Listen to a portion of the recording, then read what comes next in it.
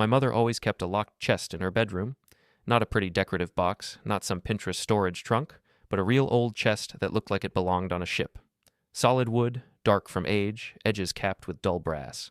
The lid was scarred, like someone had dragged heavy things over it, and the iron lock at the front was so worn it almost looked melted into the grain. It stood in the same corner my whole life, under the bedroom window, where the light never quite reached it. Everything else in the room changed over the years: curtains, bedspread, rugs, the color on the walls, but the chest never moved. The dust line around it proved it. It had its own permanent outline on the floor, like a shadow burned into place. We weren't allowed to touch it. When I was little and still believed that rules could sometimes be bent if you were cute enough, I tried. Once, when I was about 7, I remember reaching out to tap the lid with my fingertips just to see if it made a hollow sound. I didn't even get that far. My mother's voice cut through the air from the doorway. Sharp, hard, nothing like the soft tone she used when she tucked me in at night. "Don't!" she snapped. I jumped and spun around. She was standing there with a laundry basket in her arms, but the way she looked at me made me feel like I was caught stealing something expensive. "It's just a box," I said, already pulling my hand away. "It's not for you," she answered. "Stay away from it. Do you understand?" I nodded, cheeks burning. From that day on, I noticed how her whole body went tense whenever I was near that corner.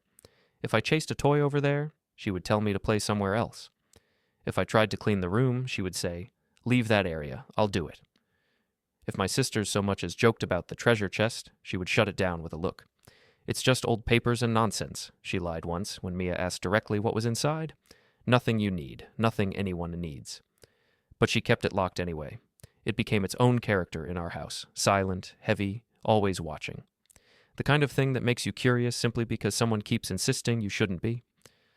My sisters never seemed interested for long. They were busy with other things: clothes, boys, parties, social media, the usual orbit of attention they were used to. They had shiny distractions, new jewelry, trips, expensive haircuts. I had school, chores, and a quiet ability to walk into a room and read the tension in the air before anyone spoke. "You're the sensible one," my mother used to tell me. "You're the one with a good head."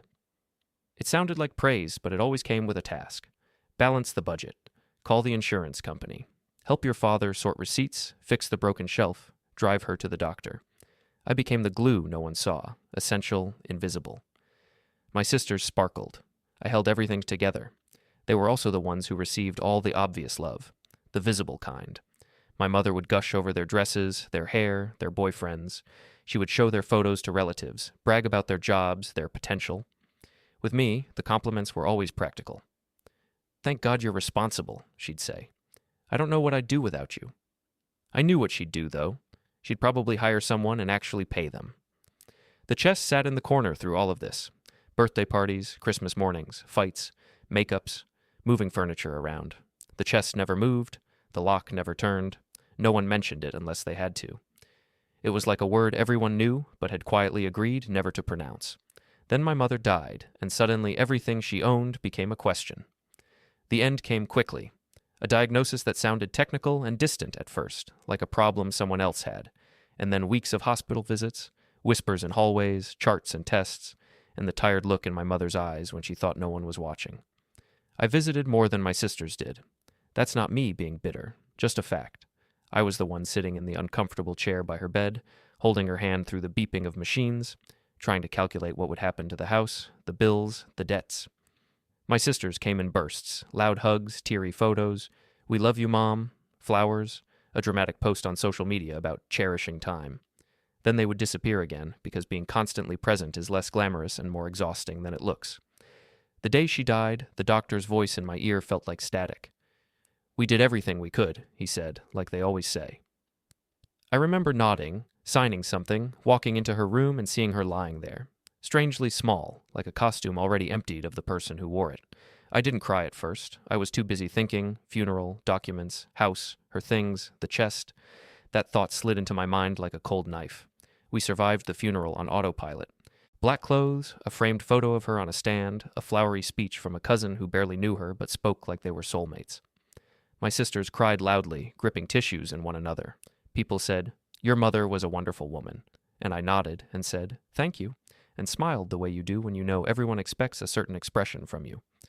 The reading of the will was a small event in a lawyer's office that smelled like old paper and lemon polish. The lawyer looked like he had been born wearing that gray suit. He adjusted his glasses and read in a flat, practiced tone. The house to be divided equally among her children. Savings accounts already mostly drained by hospital costs. Some antique furniture. Jewelry. My sisters straightened up at that word. The jewelry had always been our mother's pride. She never worked formally, not in the same way my father did, but somehow she always had new pieces over the years. Some things inherited from a grandmother. Some gifts from God knows who. Some, I was sure, bought with money she never fully explained. Necklaces, rings, bracelets, stored in boxes, briefly worn, then stored again. Her jewelry collection, the lawyer said, has been appraised.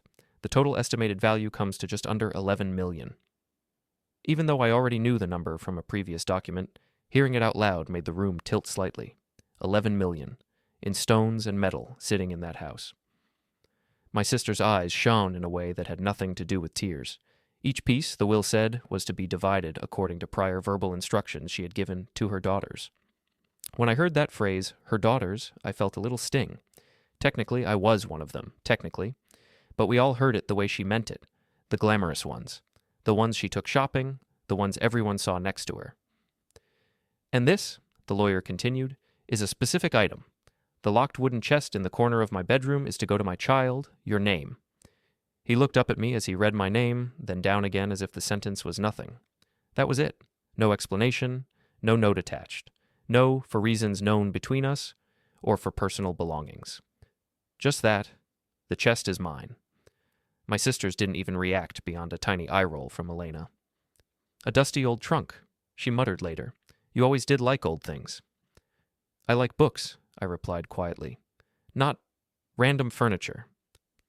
Well, now you have a new project, she said, already half distracted by the thought of earrings and bracelets. You're good with projects. The next time we all went to the house together, it was to go through her things, which turned out to mean let my sisters shop through her life. They turned the living room into a display table, velvet boxes open, trays of jewelry spread out, appraisals laid neatly between them. They talked in numbers and carats, and this one would look amazing with that dress. You'll get a portion, obviously, Mia said once, waving her hand like she was doing me a favor. We're not greedy. I watched them touch items my mother had protected more fiercely than she had ever protected me. Gold, diamonds, rare stones. 11 million in glittering proof that she had known how to preserve material things very well. And upstairs, in a corner where the light didn't reach, the chest waited. I went up alone. Her bedroom felt like entering a paused photograph. The bed was still made. Her reading glasses were on the nightstand, resting on top of a book she would never finish. A half-empty bottle of perfume stood on the dresser. For a second, I could almost believe she would walk in any minute and scold me for not knocking. The chest stood exactly where it always had. I walked over and brushed my hand over the lid. Dust lifted, leaving my fingerprints in faint lines. The lock was closed, of course. When I tried it gently, it rattled, but didn't give. Of course you left me the one thing I can't open, I whispered. I searched the room for a key. Drawer by drawer, jewelry box, the inside of old handbags, under the mattress. Nothing. If there was ever a key, it was gone now. I sank down in front of the chest and just stared at it. My sisters were downstairs, dividing 11 million in visible wealth. I was upstairs, kneeling in front of a locked box like a child who'd been given wrapping paper without a gift. Humiliation burned in my throat. And under the humiliation, something else. A deep, stubborn curiosity. If it really was worthless, why leave it specifically to me? Why make a point of writing that in the will? I went home that night with the answer knotted in my chest. I lasted exactly until evening, around 9.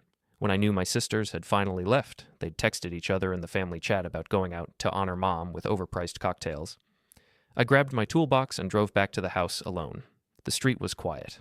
The porch light glowed dimly. Stepping inside felt like trespassing, even though my name was on the will.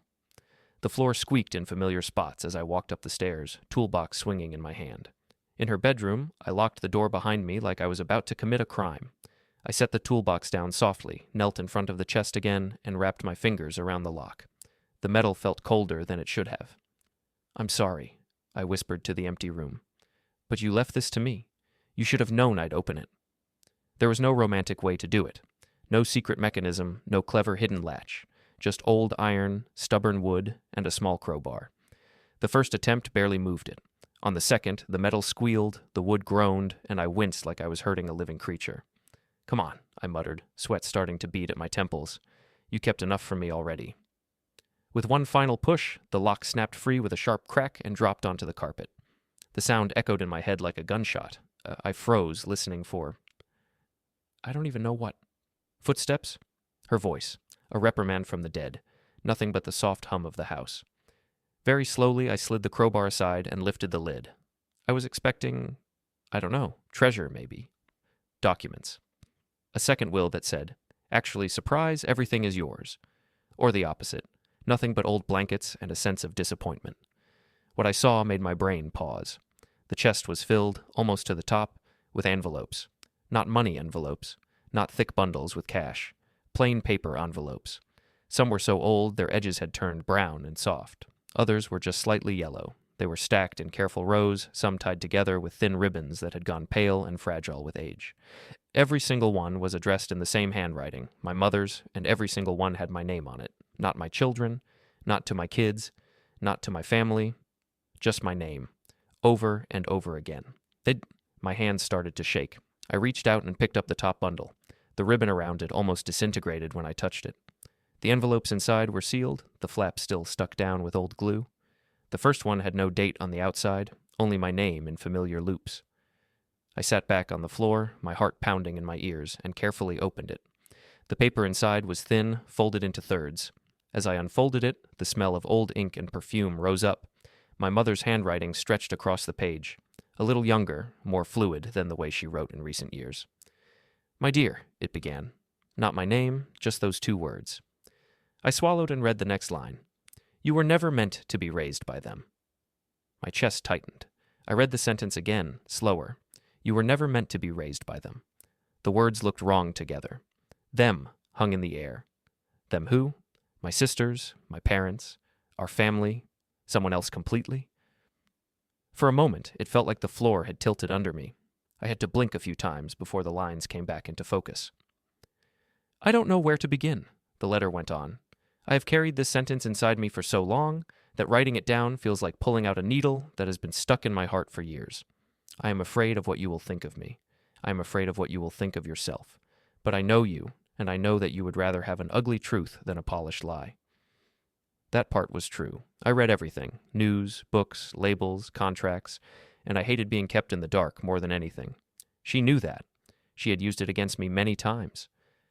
"When you were born," she wrote, "your life was supposed to go in a different direction. There were people waiting for you, people who had been told they would finally have a child. They had prepared a room for you, a tiny white bed, clothes, toys, a name. They were ready. I was not." The idea that somewhere out there, in the same city or another one, there had been a room waiting for me that I never saw made my throat tighten. "You were never meant to be raised by them," she repeated. "You were meant to be dropped into a different life, with different walls, different photos on those walls, different people calling you their child. But on the day everything was supposed to happen, everything changed." She described the hospital, how she had gone there ready to give birth and say goodbye before she even said hello, how there were arrangements that weren't fully legal, a nurse who was being paid under the table, a doctor who was supposed to sign certain papers and look the other way, a couple sitting in a waiting room, holding hands, hearts beating too fast. She had never told me any of this. "With your sisters," she wrote, "I can tell funny stories. Cravings, false alarms, your father almost fainting when the nurse showed him the first one. With you, I have nothing I can say out loud, because the truth always gets too close to the thing I did. So I have been silent, and you have filled the silence with your own ideas. It is unfair to you, I know that. I am writing this because I am too much of a coward to sit across from you and say it to your face." I felt something hot rise behind my eyes. Anger, shock, sadness. It was all mixed together. "The truth is that when I got pregnant with you, I did not want another child," she wrote. "Your father and I were already struggling. Money, fights, the usual things that grow like weeds in a marriage. Your sisters were small and wild and exhausting. I felt like I was drowning. So when someone whispered that there was a way to fix things, I listened. I told myself I was being practical. Responsible. I told myself I was giving you a better chance." She explained things I would never have guessed in 1,000 years. A friend who knew a couple who had been trying for a baby for years. A quiet arrangement that would keep everyone's reputations clean. A promise that I would be born, handed over, and raised by people who had spent years longing for a child, while my mother's life would simply continue as if I had never existed. They weren't bad people, she wrote. They were kind. They cried when they talked about what they had lost. The woman touched her stomach in a way that made me ache. I don't know if you will ever meet them. I don't know if they are even alive when you read this. But I want you to know from the beginning you were wanted. You were not a mistake. You were just given to the wrong person at the wrong time. I had to stop reading there and press my fingers against my eyes. Tears had started to escape despite my best efforts. My whole life, I had felt like an extra piece in my own family. Useful, sure. Needed sometimes, but never quite fitting. My sisters were a matching set. Same kind of energy, same kind of attention, same kind of love. I was different, quieter, more observant, more on the outside looking in. Now, for the first time, someone was telling me that wasn't my imagination. You were never meant to be raised by them. I took a deep breath and kept reading. The plan was simple, she wrote. I would give birth. The nurse would take you out of the room through another door. Papers would be signed quietly. They would leave the hospital with their child. I would leave with a story about a complication, a loss, something tragic but vague, and eventually everyone would move on. She didn't fill in every detail. Some sentences were scratched out, replaced with shorter ones, like she had written something too specific and then pulled back. But the day you were born, she continued, human beings got in the way of the plan.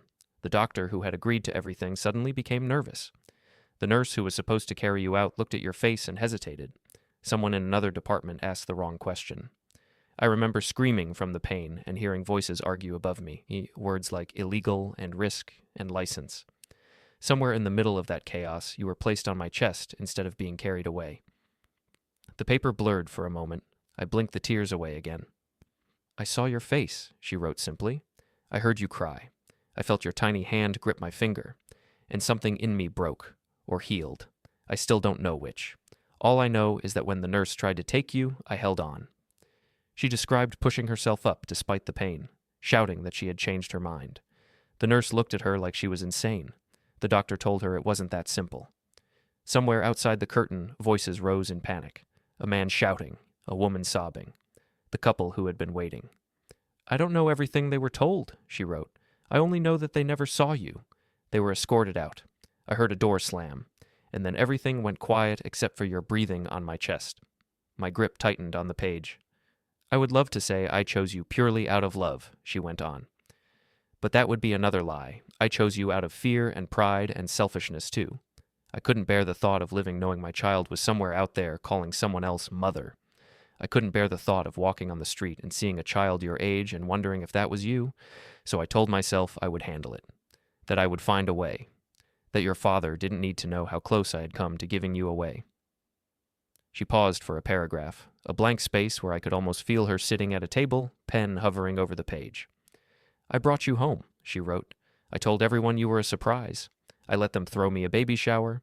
I let your sisters hold you and swear to help with you, and the couple who had been promised you drove home with an empty car seat. I sat there in complete silence. I didn't know what to feel. Gratitude that she had kept me, anger that she had almost given me away, guilt for a choice I didn't make, all of them tangled together in my chest until breathing felt like pushing through a net. You were never meant to be raised by them, she wrote again, as if the repetition would somehow make the idea easier. You were meant to grow up in that other house, in another neighborhood, with different birthday traditions and different rules and different jokes. You would have called other people mom and dad. You might have had different siblings. You might have become a completely different person. I stole that life from you. She didn't try to excuse herself. Not really. She didn't say, I did what I had to do. She didn't say, any mother would have done the same. She just wrote, I stole that life from you. And because I stole your other life, she went on, I never knew how to live fully in this one with you. I loved you, but every time I looked at you, I saw the thing I almost did. You were a reminder of both my weakness and my strength. With your sisters, it was easy to shower them with dresses and jewelry and compliments. Those things are shallow, and I know it. But they were also simple. With you, it was never simple. So I leaned on what you were good at. Responsibility. I gave you the heavy things because I knew you could carry them. I told myself that was a kind of love. I know now that it was also a kind of punishment. For both of us. Tears were sliding down my face now, hot and constant. My whole life had been shaped by a decision made in a hospital room before I took my first breath at home. The roles we played, The way she treated me, the heavy, invisible backpack I always felt on my shoulders, it all suddenly made a different kind of sense. I turned the page. "There is more you should know," she wrote, "but I cannot fit it in one letter. I have written many of these over the years. Sometimes I thought I would give them to you on your 18th birthday. Then I thought I would give them to you before your first big move. I always found a reason to wait. If you are reading this now, it means I ran out of time to be brave." At the bottom, she had signed with her first name instead of Mom. It made the letter feel like it was written by a stranger who happened to share her handwriting. My hands were shaking as I refolded the sheet and slid it back into the envelope. The clock on her nightstand ticked loudly in the silence. The air felt packed with dust and ghosts. I looked back into the chest. So many envelopes. Some thick, some thin. Some with dates on them now that I was paying attention. Years I remembered, years I didn't. There were gaps between the stacks where something larger was hidden. I reached in and pulled out a small folder. Inside were documents I had never seen. One was a birth record with a different last name than the one on my official certificate. Another was a hospital wristband with my first name and an unfamiliar surname below it, the plastic stiff and yellowed with age. There were notes in my mother's handwriting on the margins of some forms, small comments like, "Don't forget this," and "They lived here." And there was a photograph, a couple standing in front of a modest brick house, holding hands. The man's hairline receding slightly, the woman's hair pulled back in a simple bun. They wore ordinary clothes. Their faces weren't glamorous or stunning, just kind, nervous, hopeful. Between them, hanging from the woman's arm, was a tiny white baby blanket. On the back, in my mother's handwriting, were 4 words. "They were meant for you." My chest ached. Downstairs, my sisters were probably still sending each other pictures of diamonds. Up here, I was holding proof that my entire life was built on a broken promise. I slid the photograph back into the folder and placed it gently on the floor. Then I picked up the second letter. This one was dated the year I turned 9. "I watched you today," it began.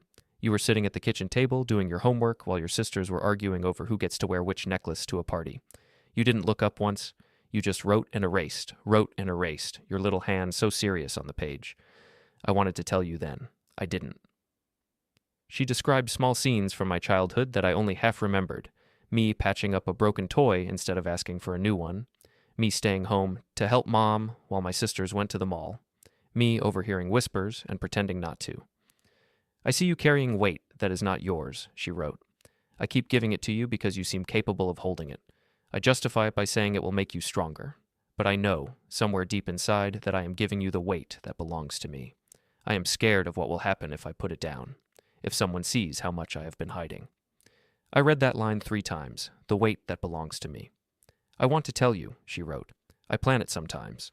I imagine sitting you down and saying, 'You know, there was a couple once?' But every time the words turn to ash in my mouth.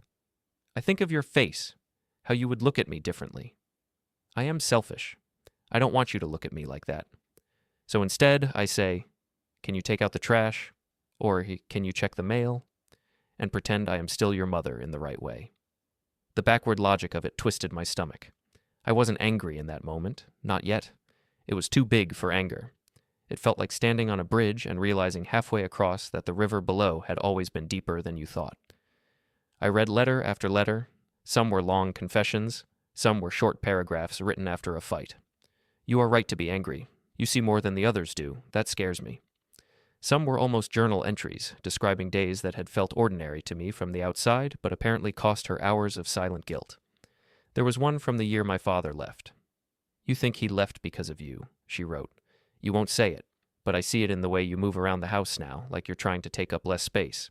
He didn't leave because of you. If anything, you are the only reason he stayed as long as he did. I won't tell you that, because it will sound like blame, and the last thing I want to do is put more load on your shoulders. But I'm writing it here, so at least the truth exists somewhere. You were never the problem." I had spent years secretly wondering if I was. Another letter mentioned my first big exam, how she had pretended it wasn't a big deal, but then sat awake all night. "You are so serious about your future," she wrote. "Sometimes I think if I told you the truth, you would run away and never look back. Part of me wants that for you. Part of me cannot bear the thought." In one of the later letters, written not long before her diagnosis, her handwriting wavered across the page. "I saw them again," she wrote. "Or I think I did. A couple at the supermarket, older now, their hair grayer, moving slowly through the aisle, picking out baby clothes. Grandparents, probably. For a moment, I wondered if those were the same hands that once waited to hold you. I almost went over, almost asked their names, but I couldn't. My legs wouldn't move. Fear is a terrible glue. As I read, time blurred. At some point, I realized my legs had gone numb from sitting on the floor too long. The digital clock on the nightstand showed after midnight. My phone buzzed once, probably a message from one of my sisters, but I ignored it. It wasn't until I unfolded a letter with a different tone that anger finally bloomed fully. I told the girls today, she wrote in one of the more recent letters, about the jewelry. Who gets what? I saw your face when I said most of it would go to them. You tried to hide it, but I know you. You think it's unfair, and you are right. It is unfair. I am giving the visible wealth to the children who already act like they own the world, and I am leaving the invisible, heavy truth to the child who already carries too much. My jaw clenched as I read that. I told myself I was doing it because they are careless, she added. They will waste money. They will need a safety net. You, on the other hand, will build your own. You always have. So I convinced myself that leaving you the chest, the truth, was worth more than jewels. That one day you would understand and maybe even be grateful. I hear how that sounds, even as I write it. It sounds like someone who is trying to make a bad choice sound noble. I put the letter down and stared at the ceiling for a moment. So she knew. She knew how it would feel. She knew that in the eyes of anyone watching, I had been cheated. And she still did it, believing some emotional logic would balance the scales. It didn't. Not in that moment, sitting alone on her bedroom floor while my sisters slept in their houses dreaming of expensive stones. I wasn't naive. Truth is valuable. Knowing who you are matters. But it was hard to feel rich while holding thin pieces of paper and thinking about all the things $11 million could have changed. Not just for me, but for all of us. I picked up the photograph again. The couple in front of the brick house stared back at me with their shy smiles. They didn't know I existed anymore, probably. Or maybe they did. Maybe they thought about me every birthday. Maybe they lit a candle for a missing child. Or maybe they had finally built a different life. The folder contained a few clues. A last name, a street, a town that wasn't too far from ours. A note my mother had written on a sticky piece of paper, stuck to one of the documents. If you ever want to find them, start here. My heart started beating faster. It would have been easy to close the chest then, to put every letter back, lock the lid if I could, go downstairs, and pretend this had never happened. I could have taken my small share of the jewelry, sold it, paid off my debts, and carried on with the story I had always known. Middle child, responsible one, underappreciated, but stable. Instead, I realized something very simple. I couldn't unknow this. I couldn't unlearn that somewhere. In a house with a brick facade, there had been an empty crib that should have been mine. I carefully placed the letters back into the chest, making sure not to bend or tear any of them. I kept only the photograph and one document with an address on it. Then I lowered the lid. This time, instead of feeling like I was closing a secret, it felt like I was closing a book I knew I'd return to. On my way out of the room, I glanced at myself in the mirror over her dresser. Same face I'd always had. Same tired eyes. But there was something different in the way I looked at myself. Like I was a stranger and a familiar person at the same time. Downstairs, I grabbed my bag. On the coffee table, someone had left a bracelet lying out, diamonds catching the dim hallway light. For a second, I considered taking it, just picking it up, slipping it into my pocket, and telling myself I was balancing things. My hand hovered over it. Then I pulled back. I wasn't interested in their kind of wealth anymore. I locked the front door behind me and got into the car. I didn't sleep that night. I sat at my kitchen table with the photograph and the address in front of me, my laptop open, my phone buzzing occasionally in the corner with messages I didn't check. I searched the name from the hospital band, the last name of the couple, the street. At first, nothing obvious came up. The town was small, the last name not rare enough to point to one exact person. I found a few old directory entries, a closed-down shop with the same surname, a reference to a local music teacher. I almost gave up at around 3 a.m. Then I found a newspaper clipping from years ago, scanned and uploaded as part of an archive project. A local story about a retired schoolteacher receiving an award for decades of service. The article mentioned her husband, a factory worker, and the heartbreaking detail that they had never been blessed with children of their own. Her last name matched the one on the hospital band. Her first name matched the one my mother had written in the margin of a document. My stomach twisted. I stared at the grainy black and white photo of an older woman holding a certificate, surrounded by smiling adults, neighbors, colleagues. No children. I imagined a white crib in a small bedroom that had never been used. I printed the article out and stared at it until the words blurred. By morning, I had decided. I was going to that town. I knew it wasn't a movie. Life doesn't work like that. You don't knock on a door and have all the answers waiting with a warm hug. For all I knew, they were dead. The article was from over a decade ago, and even if they were alive, they might not want to see me. They might have made peace with what happened. Or not. I had no idea. But after reading those letters, after seeing my mother's guilt in ink thousands of words long, doing nothing wasn't an option. I called in sick to work, packed a small bag, the photograph, the folder, the printed article. As I was leaving, my phone buzzed again. This time, I glanced at it. It was a message from Elena. "Hey, we talked to the lawyer," she wrote. "He said if we all agree, we can speed up the process of selling some pieces. Mia and I thought we could send you some money in advance from our share. We know Mom didn't leave you much, and we don't want you to think we're selfish. Call me." I stared at the message for a long time. Mom didn't leave you much. The idea that they still thought this was about money almost made me laugh. I typed back, "I'm busy today. We'll talk later." Then I turned off my phone and drove. The road out of the city gradually softened into something quieter. Fewer lanes, more trees, smaller houses. I watched the buildings change and felt like I was driving into my own what-if timeline. The town itself was like something from a postcard. Modest houses, small shops, a bakery with a handwritten sign, a park with a tiny playground. According to the old article, the couple had lived here for most of their lives. I parked on a side street near the address written in my mother's notes and just sat there for a few minutes. What was I going to say? "Hi, you were supposed to be my parents, and I'm the baby that never showed up? Hi, I might be the missing piece of the saddest story in your life. Hi, I'm here because my mother couldn't live with herself, and now I don't know how to live with that." Eventually, I stepped out of the car anyway. The house with the brick facade was still there.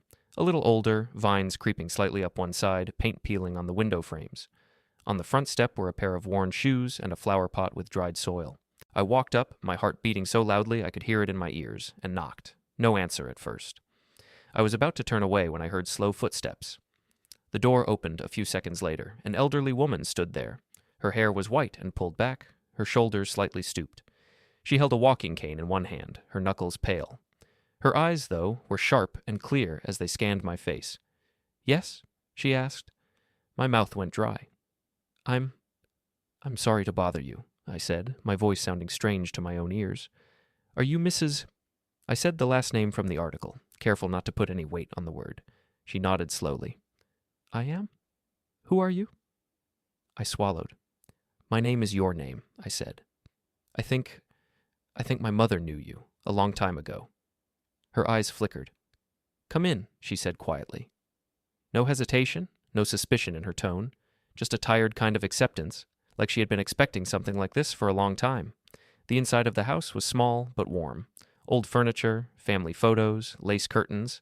The air smelled faintly of lavender and something baked earlier that day. "Sit," she said, pointing to a chair at the kitchen table. She lowered herself into the opposite chair with effort. "Do you want tea?" "No, thank you," I replied automatically, hands gripping my bag. She looked at me for a long moment. "You have her eyes," she said. My heart thudded. "Whose?" I whispered, even though I already knew. "Your mother's," she answered. "But your face, you look like him too." My throat closed. I took a breath, reached into my bag, and carefully placed the photograph on the table between us. She stared at it. Her hand trembled as she picked it up. Her thumb brushed the edge of the picture, tracing the outline of her younger self standing in front of that same house, holding an empty blanket. "We took this the day before," she said, her voice barely above a whisper. "We wanted to capture before and after. But there was no after. Not the way we thought." Her eyes filled with tears that did not fall. "How much did she tell you?" she asked. "Almost everything, I think," I said. "Not face to face, in letters, after she died." She nodded, as if that made perfect sense. "That sounds like her," she murmured, "keeping truth in boxes." We sat in silence for a few seconds. "I'm sorry," I blurted out. "I'm so sorry for what she did, for what you went through. I know it wasn't my fault, but I feel like I stole something from you just by existing." She looked up sharply. "Don't you dare say that," she said, her voice suddenly firm. "You didn't steal anything. You were a baby. A baby doesn't steal. Adults do. Systems do. Fear does. Not babies." Her gaze softened again. "We waited," she said. My husband and I. We waited in that hospital room with a little stuffed bear and a blanket and a car seat. People walked by and smiled at us. Nurses told us we would meet you soon, and then someone came in and said there had been a complication, that the mother had changed her mind, that there was nothing they could do. She said nothing they could do, in a bitter, mocking way. My husband shouted, she continued. I cried until I couldn't see. We begged. We said we had already prepared everything. They told us to go home. We did, without you. She put the photograph down and folded her hands in front of her. We never tried again after that, she said simply. Some hearts crack and mend. Some just crack. Guilt wrapped around my chest like a tight band. I don't know what I expected coming here, I admitted. I saw your photo. I read my mother's letters. I couldn't stop thinking that somewhere out there were two people who had a whole life stolen from them just as much as mine was stolen from me. I thought maybe you would want to meet me, or maybe you wouldn't. I was prepared for you to slam the door. I don't even know what I'm asking for. She watched me with that same steady gaze. What do you want? She asked. No one had asked me that in a long time without already expecting a specific answer. My first reaction was to shrug, to say, I don't know. But that wasn't true. I want to know who I am, I said slowly. I want to know where I come from. I want to know what parts of my life were accidents and what parts were choices. I want to stop feeling like a spare part in my own family, and I want you to know I know about you, that you're not a ghost in a story anymore. Her eyes glistened. You are very much not a ghost, she said. We talked. For hours we talked. She told me her name, her husband's name, how they had met, how they had tried for years to have a child, the miscarriages, the doctors, the silence, how the arrangement with my mother had been presented as a miracle they weren't supposed to question too deeply. We did question it, she said, but we wanted you so badly.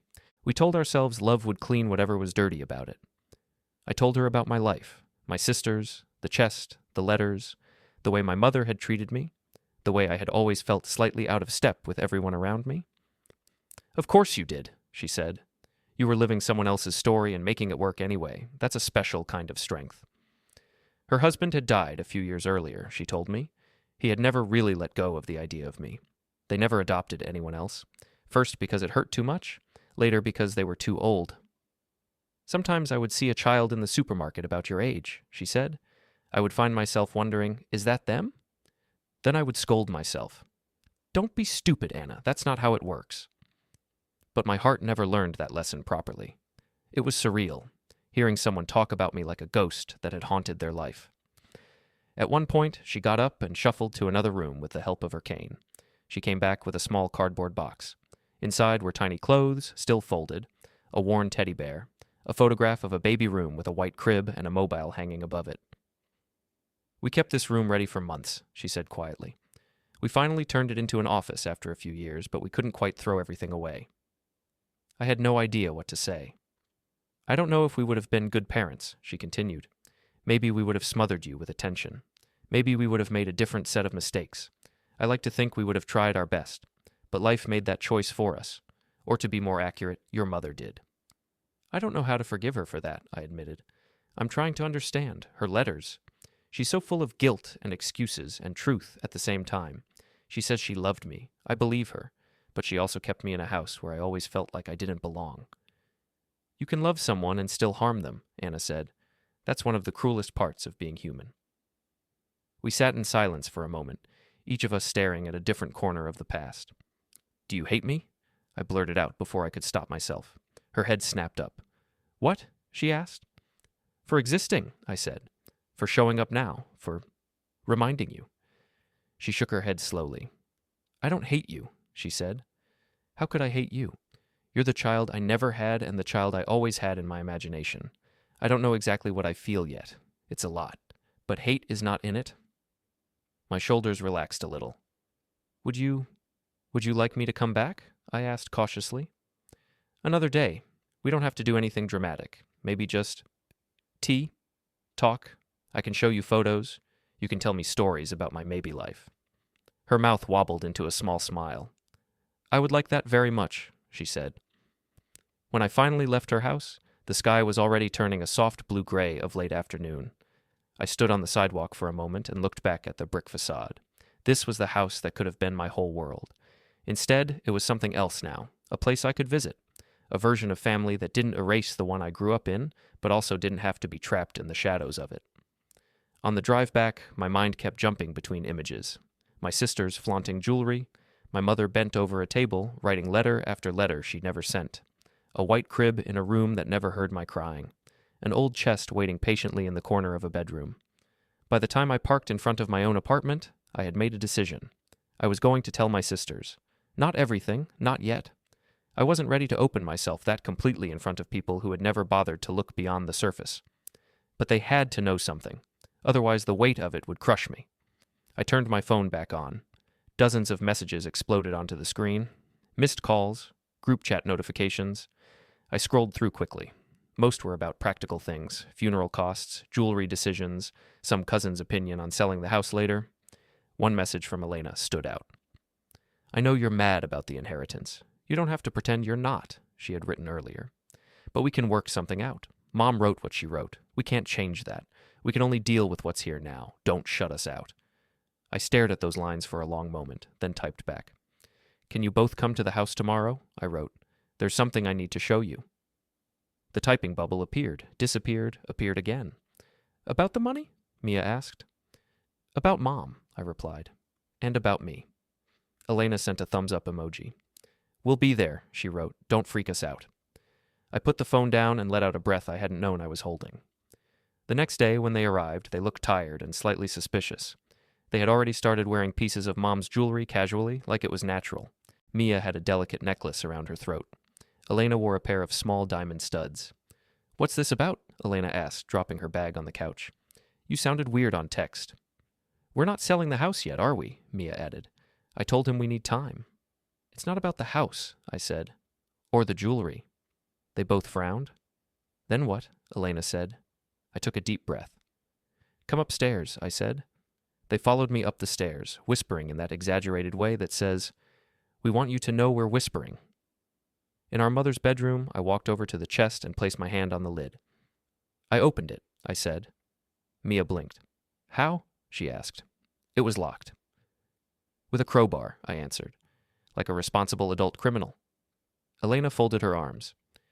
If you ruined the floor, that's coming out of your share, she joked, but there was tension under it. I lifted the lid. They both leaned forward, expecting... What? I don't know. We had all grown up with stories about hidden treasures and secret safes. Maybe they thought I'd found bars of gold. When they saw the envelopes, they deflated slightly. Seriously, Mia said, all that drama for old mail? It's not mail, I said quietly. They're letters. We can see that, Elena replied. To who? I picked up the top bundle and flipped one envelope so they could see the front. To me, I said. All of them. They both stared. Mom wrote you letters? Mia asked slowly. For years, I said. She put them in here instead of giving them to me. Why? Elena asked. That's a very good question, I answered. You might want to sit down. They exchanged a look, then obeyed. It felt strange for once to be the one telling them to sit, the one who had something big to say. I didn't read every letter to them. That was too personal, too raw. But I had marked a few passages with small sticky notes the night before, sections that explained the basics, about the hospital, the couple, the almost adoption, the fact that I had been promised to someone else and then kept instead, hidden behind a story about a surprise baby. Their faces changed as I read. At first there was annoyance, then disbelief, then something like horror as pieces started to connect. She did what? Mia whispered at one point, her voice thin. She nearly gave me away, I replied, then changed her mind at the last second and brought me home like nothing had happened, and she never told any of us. That's insane, Elena said, shaking her head. That's illegal. That's complicated, I cut in. Yes, immoral, messy, emotional, all of the above. I showed them the photo of Anna and her husband. The couple from the letters, I said. I met her yesterday. You what? Elena said, leaning forward. You went to see them? Her, I corrected. He passed away. She told me what it was like waiting in that hospital, going home without a child. Mia covered her mouth with her hand. This is like something from a movie, she said. How is this our family? I almost laughed. Have you met our family? I replied softly. There were always secrets. This is just a bigger one. We sat in silence for a while. So what are you going to do? Elena asked eventually. Like, legally? Does this change anything with the inheritance? With anything? There's nothing to change legally, I said. I checked a few things last night. Mom never filed any official adoption documents. My birth certificate is real. I'm listed as her child. We can't undo that on paper. So, you're not suing anyone? Mia asked carefully. I shook my head. This isn't about money, I said. Not anymore. You can keep the jewels, sell them, wear them, whatever. I'm not going to fight you in court. I'm tired of being the one who has to fix everything. They both looked surprised. Then why did you call us here? Elena said slowly. Because I didn't want to be the only one carrying this, I said.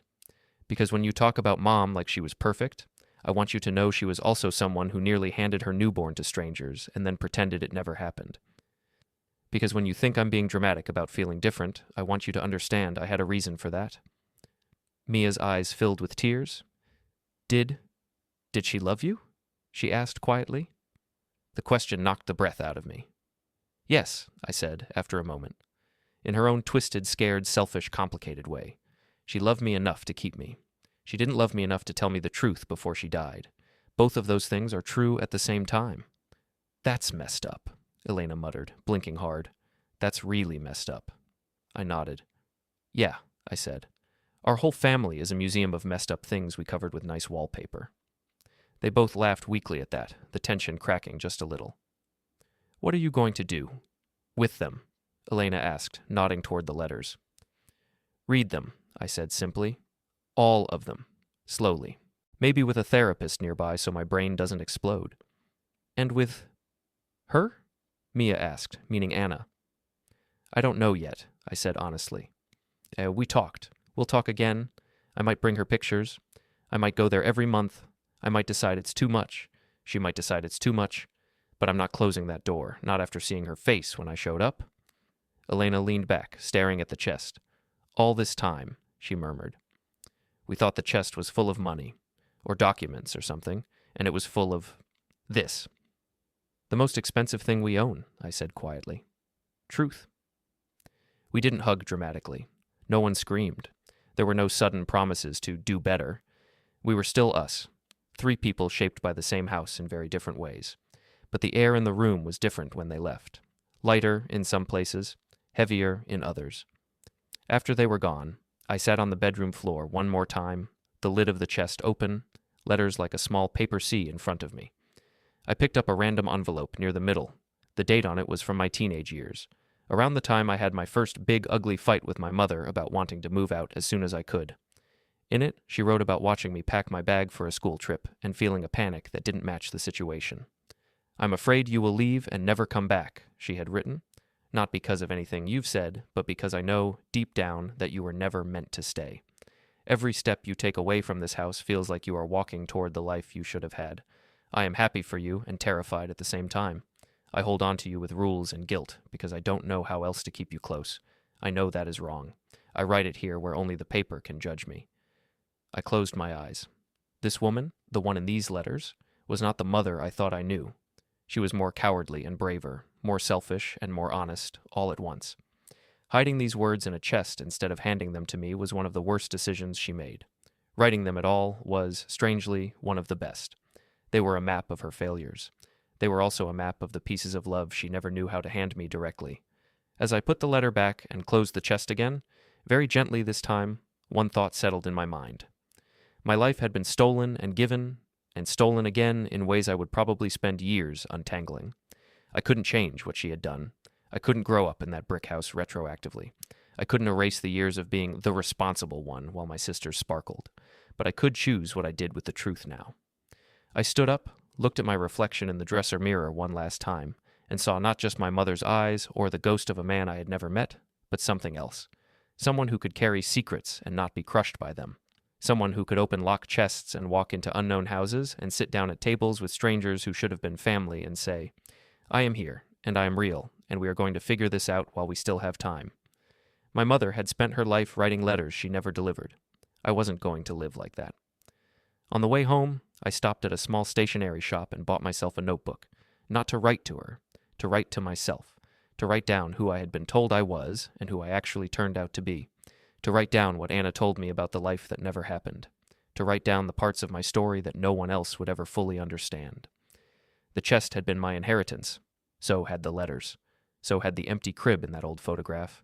And now, so was the decision to step out of the shadow of all of it and start, finally, to live a life that I chose.